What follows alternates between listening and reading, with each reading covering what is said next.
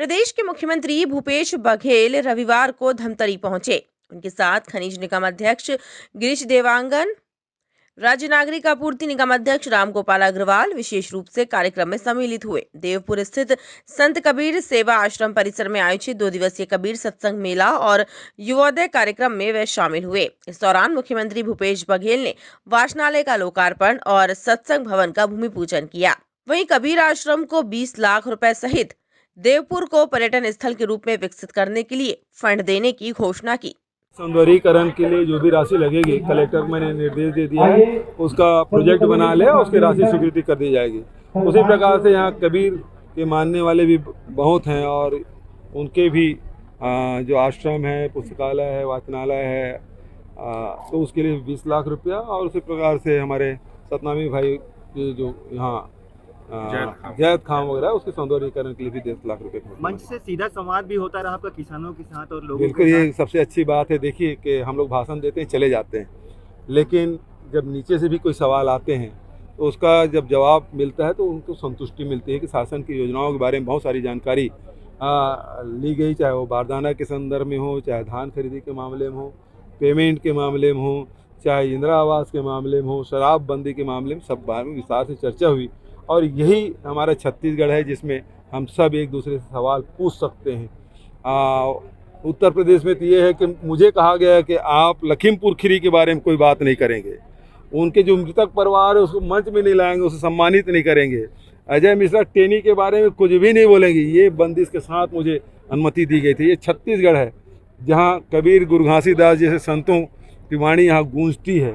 यहाँ समानता, भाईचारा, प्रेम का वातावरण है। इस कारण से एक सामान्य व्यक्ति भी अपने मुख्यमंत्री से सवाल कर सकता है। यूपी में इन चुनाव के पहले लगातार आयकर वगैरह छापे पड़ रहे हैं, यूपी में अभी बड़े इसको हाँ, क्या राजनीतिक भाई पश्चिम बंगाल में चुनाव समाप्त हो गया तो वहाँ पढ़ना बंद हो गया है। अब उत्तर प्रदेश में हो रहा है तो वहाँ पढ़ेंगे। अभी जब किसान आंदोलन कर रहे थे तो पंजाब में पढ़ रहा था। तो जहाँ जहाँ चुनाव होंगे भारतीय जनता पार्टी उस प्रकार से गतिविधि करेंगे ही। टाइम 8 छत्तीसगढ़ के लिए धमतरी से ब्यूरो रिपोर्ट। मैं हूं सीमा वर्मा और आप देख रहे हैं टाइम 8 छत्तीसगढ़। टाइम 8 छत्तीसगढ़ आपका अपना चैनल है। अगर आपने अब तक चैनल को सब्सक्राइब नहीं किया है तो सब्सक्राइब कर लें। इसके साथ ही चैनल को लाइक, फॉलो और शेयर करना बिल्कुल मत भूलिए। हमें इंतजार रहेगा आपके कमेंट्स का। प्रदेश के मुख्यमंत्री भूपेश बघेल रविवार को धमतरी पहुंचे। उनके साथ खनिज निगम अध्यक्ष गिरीश देवांगन, राज्य नागरिक आपूर्ति निगम अध्यक्ष रामगोपाल अग्रवाल विशेष रूप से कार्यक्रम में सम्मिलित हुए। देवपुर स्थित संत कबीर सेवा आश्रम परिसर में आयोजित 2 दिवसीय कबीर सत्संग मेला और युवोदय कार्यक्रम में वे शामिल हुए। इस दौरान मुख्यमंत्री भूपेश बघेल ने वाचनालय का लोकार्पण और सत्संग भवन का भूमि पूजन किया। वहीं कबीर आश्रम को 20 लाख रुपए सहित देवपुर को पर्यटन स्थल के रूप में विकसित करने के लिए फंड देने की घोषणा की। सौंदर्यीकरण के लिए जो भी राशि लगेगी, कलेक्टर मैंने निर्देश दे दिया है, उसका प्रोजेक्ट बना ले, उसकी राशि स्वीकृति कर दी जाएगी। उसी प्रकार से यहाँ कबीर के मानने वाले भी बहुत हैं और उनके भी जो आश्रम है, पुस्तकालय है, वाचनालय है, तो उसके लिए 20 लाख रुपया। और उसी प्रकार से हमारे सतनामी भाई की जो यहाँ जैद खाम वगैरह, उसके सौंदर्यीकरण के लिए भी 10 लाख रुपए। मंच से सीधा संवाद भी होता रहा आपका किसानों के साथ और लोगों बिल्कुल, के ये साथ। सबसे अच्छी बात है। देखिए कि हम लोग भाषण देते हैं, चले जाते हैं, लेकिन जब नीचे से भी कोई सवाल आते हैं तो उसका जब जवाब मिलता है तो उनको संतुष्टि मिलती है कि शासन की योजनाओं के बारे में बहुत सारी जानकारी ली गई, चाहे वो बारदाना के संदर्भ में हो, चाहे धान खरीदी के मामले में हो, पेमेंट के मामले में हो, चाहे इंदिरा आवास के मामले में हो, शराबबंदी के मामले में, सब बारे में विस्तार से चर्चा हुई। और यही हमारा छत्तीसगढ़ है जिसमें हम सब एक दूसरे से सवाल पूछ सकते हैं।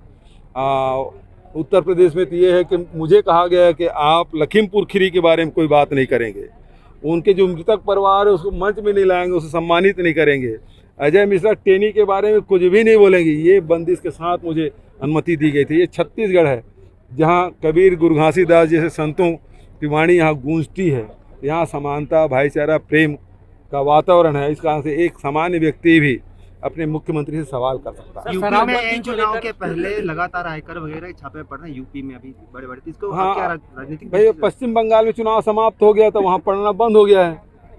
अब उत्तर प्रदेश में हो रहा है तो वहाँ पढ़ेंगे। अभी जब किसान आंदोलन कर रहे थे तो पंजाब में पड़ रहा था। तो जहाँ जहाँ चुनाव होंगे भारतीय जनता पार्टी उस प्रकार से गतिविधि करेंगी ही। टाइम 8 छत्तीसगढ़ के लिए धमतरी से ब्यूरो रिपोर्ट। मैं हूं सीमा वर्मा और आप देख रहे हैं टाइम 8 छत्तीसगढ़। टाइम 8 छत्तीसगढ़ आपका अपना चैनल है। अगर आपने अब तक चैनल को सब्सक्राइब नहीं किया है तो सब्सक्राइब कर लें। इसके साथ ही चैनल को लाइक, फॉलो और शेयर करना बिल्कुल मत भूलिए। हमें इंतजार रहेगा आपके कमेंट्स का।